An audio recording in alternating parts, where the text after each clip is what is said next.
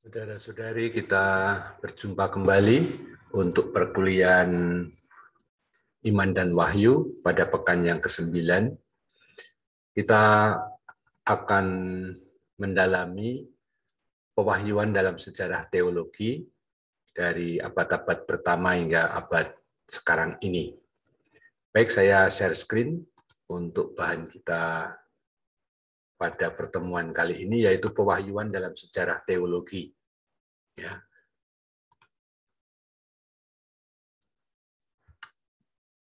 Sebagai pengantar, secara umum refleksi tentang konsepsi pewahyuan itu berkembang pelan-pelan. Meskipun refleksi itu berkembang pelan-pelan, tetapi peristiwa pewahyuan sendiri itu sebenarnya sudah selalu terjadi, berlangsung di dalam sejarah manusia. Hanya bagaimana pewahyuan itu dipahami, apalagi di dalam konsep, kemudian dirumuskan, itu yang kemudian pelan-pelan.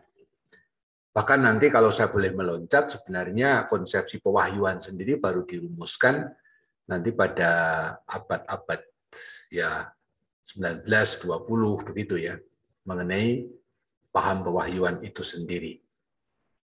Nah, pendalaman tentang konsepsi pewahyuan, kali ini saya tidak mengikuti pandangan tokoh-tokoh dalam sejarah gereja. Kalau kita ingat kembali dengan iman dulu, ketika kita belajar tentang iman, kita bisa mempelajari kata-kata masing-masing tokoh, bapak-bapak gereja, lalu Thomas Aquinas, dan seterusnya. Sekarang saya akan menampilkan model yang berbeda untuk memperkaya diskusi kita. Tetapi sebenarnya nanti kalau kita mulai masuk, kita akan melihat hubungan yang tak terpisahkan dengan paham iman yang sudah kita perdalam pada bagian pertama dahulu. Ya. Melalui pandangan model-model ini, menurut garis besarnya ada 3 model. Jadi menurut garis besarnya, pengertian dan konsepsi tentang pewahyuan dalam sejarah teologi terbagi dalam 3 model. Saya mengikuti pandangan tulisan Max Sekler yang dirumuskan kembali oleh Wolfgang Weinert dalam beberapa sumber yang bisa dilihat sendiri, memang dalam berbahasa Jerman, tetapi memang ini menjadi acuan di banyak tempat, secara khusus memang di berbahasa Jerman itu sangat jelas. Tadi saya katakan ada 3 model. Nah, model pertama adalah model epifani. Epifani artinya penampakan yang kudus. Epifani, penampakan. Nah, kitab suci bukanlah kitab yang diwahyukan. Kitab yang diwahyukan itu artinya kitab yang diturunkan dari surga, dari langit, dari Allah. Beda dengan pandangan teman-teman saudara Muslim, Al-Quran memang diturunkan dari langit, dari Allah, melalui malaikat. Tetapi kitab suci kita tidak dipahami seperti itu. Kitab suci itu sebuah tulisan yang diinspirasikan oleh Roh Kudus, kalau bahasa kita. Maka di sini kita rumuskan, kitab suci bukanlah kitab yang diwahyukan, diturunkan begitu saja, tetapi diinspirasikan. Kitab suci sebagai kitab yang diinspirasikan adalah kitab pewahyuan dan kitab dasar pewahyuan dalam arti Kristiani. Apa artinya sebagai kitab pewahyuan? Kitab yang sungguh-sungguh menyampaikan wahyu Allah. Sebagai proses itu diinspirasikan oleh Roh Kudus. Tetapi apa yang tertera di dalam kitab suci itu apa yang menjadi pewahyuan Allah. Di dalam kitab suci dan pada masa awal gereja hingga abad pertengahan, katakanlah model ini adalah model dari gereja perdana, abad-abad pertama, bapak-bapak gereja, abad pertengahan awal begitu sebelum skolastik, belum ada konsep sistematis tentang pewahyuan. Bisa katakan belum ada pengertian wahyu itu apa. Pada masa awal gereja hingga abad pertengahan, pewahyuan-pewahyuan ilahi bukan sesuatu yang luar biasa. Pengalaman akan Allah yang menampakkan diri, pengalaman akan Allah yang bertindak dalam hidup manusia, pengalaman orang-orang kudus, pengalaman-pengalaman yang diceritakan dalam kitab suci, itu sesuatu yang memang biasa dihidupi, dialami. Yang ilahi, yang kudus dan kuasanya ditampakkan pada manusia, dan manusia dapat mengalami petunjuk dan pimpinannya melalui epifani penampakan itu. Maka model epifani menunjuk bagaimana Allah yang hidup itu membawa dirinya dalam adanya yang kudus sebagai kuasa yang selalu mencipta, membimbing, mengadili, dan menyelamatkan. Dan itu dialami sebagai realitas yang hadir dan konkret, ditampakkan, dialami secara historis. Jadi Allah yang menyatakan dirinya, menampakkan dirinya sebagai kuasa yang mencipta, membimbing, mengadili, menyelamatkan. Yang secara konkret dihayati, dialami di dalam historis atau sejarah. Perjanjian Baru itu meringkaskan seluruh peristiwa keselamatan epifani atau penampakan dari pengadilan dan rahmat Allah. Yang tampak adalah Allah yang bersahabat dengan manusia. Yang tampak adalah Allah yang menampakkan kemuliaannya, kebenaran dan keselamatannya kepada manusia. Kalau kita berbicara tentang kitab suci, yang sudah kita pelajari bagaimana pewahyuan itu, Allah menampakkan diri, menyatakan diri melalui Yesus Kristus. Di dalam pribadi, Dia adalah Allah manusia, Allah yang menjadi manusia tinggal di antara kita. Melalui Kristus, perjumpaan dengan Kristus, orang mengalami Allah sendiri, yaitu Allah Bapa, tentu dalam kekuatan Roh Kudus. Secara khusus peristiwa Kristus adalah epifani keselamatan yang terbesar yang dapat dialami. Dalam sejarah kemudian, termasuk bahkan sampai hari ini, seluruh peristiwa keselamatan itu diukur, dinilai dari peristiwa Kristus. Model epifani ini intinya bukan suatu teori atau ajaran belaka, melainkan dipahami sebagai pengalaman hidup. Ini penting ya. Nanti akan berbeda sekali dengan yang model kedua. Dalam model kedua, pewahyuan lebih dipahami sebagai suatu ajaran, sebagai suatu petunjuk, sebuah instruksi dari atas, dari Allah. Kalau epifani itu pengalaman akan Allah yang dihayati dalam hidup. Kita tinggal juga mengingat para kudus, misalnya bapak-bapak gereja, khususnya yang misalnya para petapa ya, bagaimana mereka mencari Allah dan menemukan Allah dalam keheningan di padang gurun misalnya. Kesatuan dan kedekatan mereka dengan Allah memungkinkan mereka juga bisa mengalami Allah di dalam ciptaan. Diri Allah bukan sebagai keyakinan atau pernyataan teoritis tentang eksistensi Allah, yang nanti akan cukup kuat pada model yang kedua, melainkan pengalaman akan kehadiran Allah yang hidup sehari-hari. Singkatnya, pada masa awal gereja awal hingga abad pertengahan, katakanlah sebelum skolastik, pewahyuan Allah dan penampakan keselamatan itu, isi dan tindakan Allah itu adalah betul-betul identik. Perhatikan di situ, pewahyuan dan penampakan keselamatan atau peristiwa keselamatan, baik isi maupun tindakan Allah yang menyelamatkan, itu masih identik. Diri Allah dan karya keselamatannya itu identik. Siapa Allah dan Allah macam apa dialami serentak di dalam karyanya. Nanti di dalam konsepsi dibedakan antara siapa Allah dan karyanya. Pewahyuan mengenai siapa Allah dan peristiwa keselamatan yang kita alami. Nanti sekarang kita masuk aja ke model yang kedua, yang lalu menjadi beda, tampak beda. Model kedua ini adalah model teori instruksional. Instruksional, dari kata instruksi. Saya menerjemahkan dari bahasa Jerman das Instruktionstheoretische Modell. Model teori instruksi. Apa maksudnya teori instruksi? Model ini sebenarnya mulai terbentuk, dikembangkan pada zaman skolastik yang berpikir sangat sistematik dengan pengaruh filsafat Aristoteles. Ketika orang berpikir sungguh-sungguh dengan logika,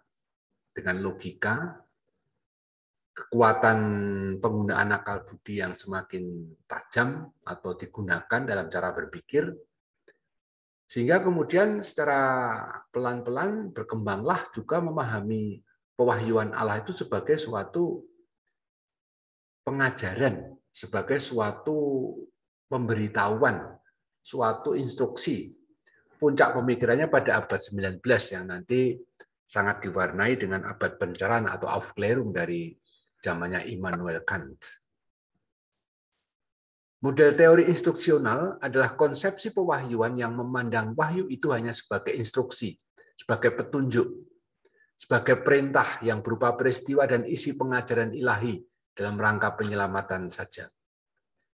Jadi begini loh, kalau kita ingat zaman skolastik dilanjutkan dengan Trente, bahkan memuncak pada Konsili Vatikan pertama, iman itu kan ketaatan terhadap pewahyuan Allah. Ketaatan terhadap pewahyuan Allah sebagai yang benar karena Allah yang bersabda. Kebenaran Allah itu melekat, atau wibawa Allah itu melekat pada dirinya yang tidak dapat sesat, tidak dapat salah, tidak dapat bohong. Ini kan semua konsep berpikir siapa Allah yang tidak dapat bohong, tidak dapat tersesat. Maka pewahyuan itu adalah kebenaran-kebenaran ilahi. Katakanlah peristiwa-peristiwa yang sudah terjadi dalam peristiwa Yesus Kristus, yang lahir dari perawan Maria, yang menderita sengsara wafat dan bangkit pada hari ketiga, dia sebagai Tuhan yang menyelamatkan. Ini semua adalah kebenaran-kebenaran iman. Dan inilah isi wahyu yang diberikan kepada manusia. Dengan iman, orang menanggapi dengan ketaatan. Nah, disitulah tampak poin bermainnya itu ada pada poin intelektual. Bahwa Allah adalah Allah yang mengasihi, Allah yang mengutus putranya, Allah yang membebaskan, menyelamatkan, menguduskan manusia, itu sebagai suatu pemahaman yang harus diterima. Allah memberikan bimbingan, petunjuknya melalui pewahyuan tersebut. Dalam model ini, peristiwa pewahyuan dan peristiwa keselamatan sebagai sesuatu yang dipisahkan. Pewahyuan yang isinya adalah kebenaran Allah yang harus ditanggapi dengan iman. Ingat konsepsi iman dalam abad pertengahan khususnya skolastik, kemudian hingga abad 19 sampai Konsili Vatikan pertama, kebenaran-kebenaran iman yang kebenaran-kebenaran yang harus diterima oleh iman dengan ketaatan iman. Nah, ini sebagai satu hal, sedangkan peristiwa keselamatan sebagai sesuatu yang dipisahkan. Maksud dipisahkan, orang itu menerima keselamatan melalui peristiwa penerimaan sakramen misalnya. Dengan menerima sakramen-sakramen, orang diselamatkan, dikuduskan. Tapi ini bagian lain. Sedangkan Allah, kebenaran iman itu yang harus diimani. Nanti beda. Kalau saya boleh langsung ngomong model yang ketiga yang sebagai pewahyuan sebagai pemberian diri Allah, itu berbeda. Pemberian diri Allah dalam sejarah itu, model ketiga itu, tidak lagi ada pemisahan antara peristiwa pewahyuan dan peristiwa keselamatan. Allah memberikan dirinya sebagai isi wahyu, dan kalau manusia menerimanya, manusia diselamatkan. Di sini pewahyuan dengan keselamatan itu dipisahkan. Saya jelaskan di sini, artinya konsepsi pewahyuan lebih disempitkan sebagai bagian dari sejarah keselamatan menurut aspek informatif atau ajarannya. Pewahyuan dipikirkan sebagai peristiwa dinyatakannya suatu ajaran, perintah, petunjuk dari Allah bagi keselamatan manusia. Sebagai semacam instruksi, pewahyuan itu suatu pemberitahuan pada tataran kognitif intelektual. Wahyu sebagai kebenaran ilahi yang harus diterima oleh manusia. Jadi tatarannya lebih pada kognitif intelektual sebagai kebenaran ilahi yang sudah saya ulang-ulang tadi. Di satu pihak konsepsi pewahyuan itu hanya disempitkan pada bidang pengajaran atau petunjuk dari Allah yang berupa kebenaran dan ajaran tadi. Sudah saya ulang-ulang ya ini ya. Di lain pihak, sejarah pewahyuan dipahami sebagai satu kesatuan pengajaran, petunjuk Allah, tapi koheren. Artinya tak terpisahkan dalam keseluruhan sejarah keselamatan yang mesti ditanggapi dengan iman Kristiani. Artinya seluruh sejarah pewahyuan ini, yang pertama-tama adalah kebenaran ajaran ilahi itu, merupakan satu kesatuan petunjuk yang menyelamatkan, tapi tidak dalam arti peristiwa keselamatan. Sekali lagi, ajaran petunjuk ilahi ini diwahyukan tidak sama dengan peristiwa keselamatan itu sendiri. Semua hal yang menyelamatkan itu diberikan sebagai ajaran dan harus diimani, tapi untuk bisa selamat, orang harus ada upacara tersendiri. Sebagai paham ya terutama. Sejak skolastik hingga abad 19 dan awal 20, abad 20 ya, konsepsi pewahyuan dipikirkan secara sistematik dan menjadi konsepsi pokok yang sekaligus asal-usul, dasar dan yang tetap, dan hakikat terdalam dari iman Kristiani. Maka ini nyambung sekali dengan konsepsi iman pada zaman skolastik yang bertahan hingga abad ke-19 termasuk Konsili Vatikan pertama. Jadi konsepsi pewahyuan sebagai teori instruksional, sebagai ajaran, sebagai kebenaran iman, itu terus bertahan sampai abad 19 bahkan Konsili Vatikan pertama. Latar belakangnya apa? Tentu saja latar belakangnya adalah pengaruh Helenisme dan Gnosis yang sangat menekankan Helenisme ya, menekankan aspek ya logika, pemikiran dan seterusnya yang mengarahkan pada intelektualisasi gagasan pewahyuan. Tekanan juga semakin terletak pada aspek intelektual dan rasio yang kemudian pada zaman pencerahan itu menjadi kunci pemahaman atas segala realitas. Pada zaman abad pencerahan dengan puncaknya pada Immanuel Kant ya, itu akal budi sebagai kriterium tolak ukur kebenaran atau realitas.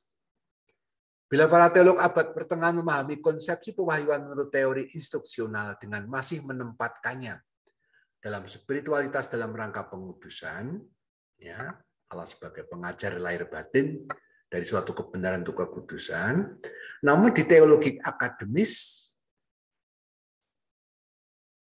sejak nominalisme muncul macam-macam model paham yang problematis. Ya. Beberapa contoh yang ditolak gereja misalnya deisme. Deisme itu aliran yang berpandangan bahwa sesudah mencipta Allah itu menarik diri dari ciptaan. Ciptaan diberi hukum sendiri oleh Allah yang bisa berkembang sendiri seterusnya. Pencerahan aufklärung, aktivitas Allah hanya dikenal melalui akal budi. Sudah saya ulang-ulang tadi ya. Empirismus atau empirisme, hanya fenomen yang dapat dialami secara indrawi saja yang merupakan realitas. Rasionalisme, realitas itu hanya ada dan benar jauh masuk akal. Fideisme dan tradisionalisme yang sebenarnya juga melawan rasionalisme itu memisahkan iman dan wahyu dari iman. Ya. Atau memisahkan wahyu dari iman. Maksudnya yang memisahkan iman dan wahyu. dalam pengertian bahwa orang itu ya hanya harus percaya begitu saja. Ini saya kira saya salah tulis ya, harusnya rasio.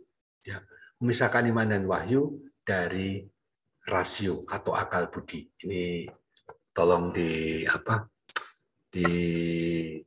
diralat. Saya bingung sendiri ini tadi. Yang memisahkan iman dan wahyu dari rasio atau akal budi. Yang ketiga, model teori komunikasi.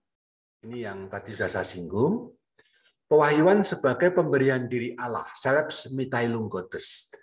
Dalam bahasa Inggris, Selbstmitteilung Gottes itu atau pemberian diri Allah itu diterjemahkan dengan God's self-communication. Maka lihat ada istilahnya dengan teori komunikasi. Model pewahyuan sebagai pemberian diri Allah biasa juga disebut sebagai model teori komunikasi. Model ini dikembangkan dalam ajaran Konsili Vatikan kedua tentang wahyu Allah dalam Dei Verbum.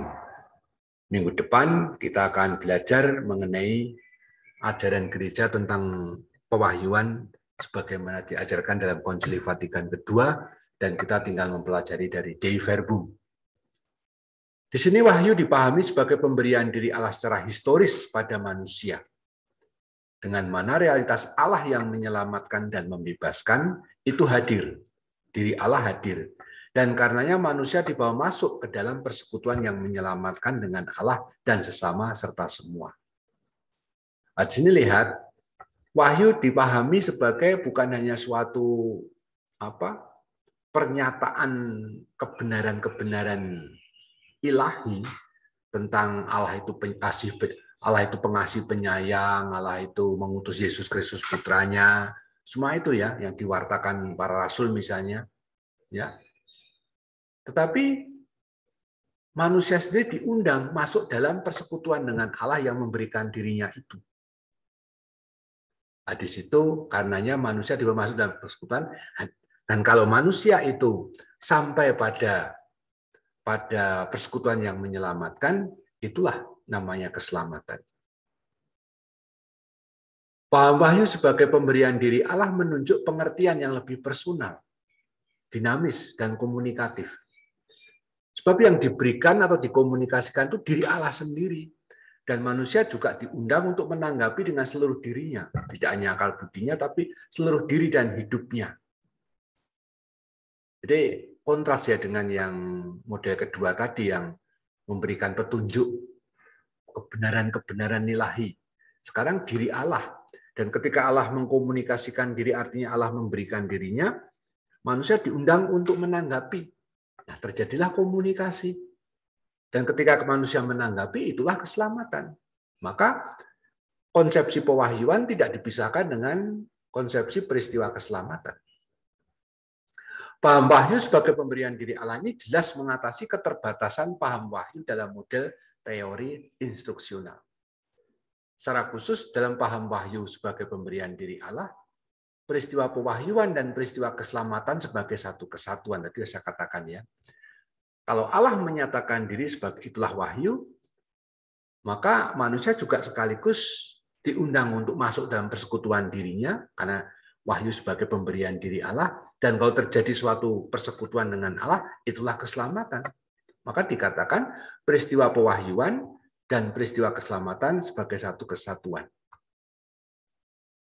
Wahyu sebagai pemberian diri Allah dianugerahkan kepada manusia. Dan jika manusia menanggapi, manusia tidak hanya menerima diri Allah, tapi juga mengalami kesatuan dengannya. Dan itulah keselamatan. Ini penjelasan lanjut mengenai satu kesatuannya antara peristiwa pewahyuan dan peristiwa keselamatan.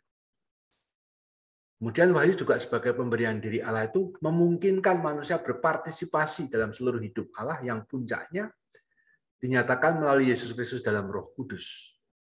Dan manusia dapat ambil bagian dalam seluruh karya penyelamatannya. Beberapa tokoh teolog yang ikut berperan dalam pengembangan model pewahyuan sebagai pemberian diri Allah yang sampai hari ini masih menjadi konsep kunci. Bahkan dikatakan dalam beberapa komentar buku berteologi dalam bahasa Jerman itu, boleh dikatakan pengertian wahyu sebagai Selbstmitteilung Gottes, sebagai pemberian diri Allah itu sebagai konsepsi kunci dalam seluruh teologi Kristiani. Kalau mau ngomong teologi, Kristiani praktis harus bertolak dari pemahaman wahyu sebagai pemberian diri Allah, yang sekaligus menawarkan keselamatan.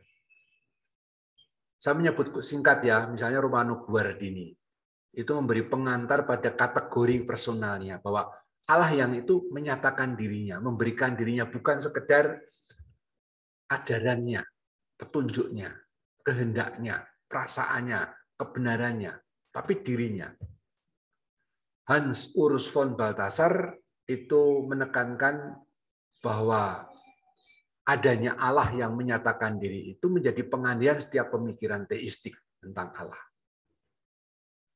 Ngomong tentang wahyu sebagai pemberian diri Allah itu merupakan pengandaian setiap pemikiran teistik. Karl Rahner menekankan objektivasi pemberian diri Allah yang penuh rahmat. Artinya pemberian diri Allah itu bersifat objektif. Tidak hanya diberikan kepada manusia, tetapi pada seluruh sejarah, seluruh ciptaan. Seluruh ciptaan ini adalah pemberian diri Allah. Manusia suka tidak suka, sadar tidak sadar, ada di dalam konteks atau dalam situasi Allah yang telah memberikan dirinya. Lalu teologi novel atau teologi baru dari Prancis ini tekanannya pada kesejarahan pewahyuan. Pada aspek sejarah inilah wahyu selalu kontekstual. Maka pada masa kini pengaruh pemahaman wahyu menurut model teori komunikasi, yakni wahyu sebagai pemberian diri Allah yang tampak dalam berbagai bentuk dalam konteks sejarah, ya, pemberian diri Allah dalam sejarah itu tampak dalam berbagai bentuk pendekatan teologi yang berpangkal dari konteks. Konteks ini kan berbicara soal kesejarahan yang konkret. Seperti teologi pembebasan, teologi kontekstual kita, di Asia, juga di Eropa, ada teologi harapan, teologi politis, macam-macam itu. Ya, demikian saya kira saya selesai dengan bahan kita pada pertemuan kali ini. Dan semoga kita semua juga bisa semakin memahami makna dari pewahyuan di dalam sejarah teologi. Sekian dan terima kasih.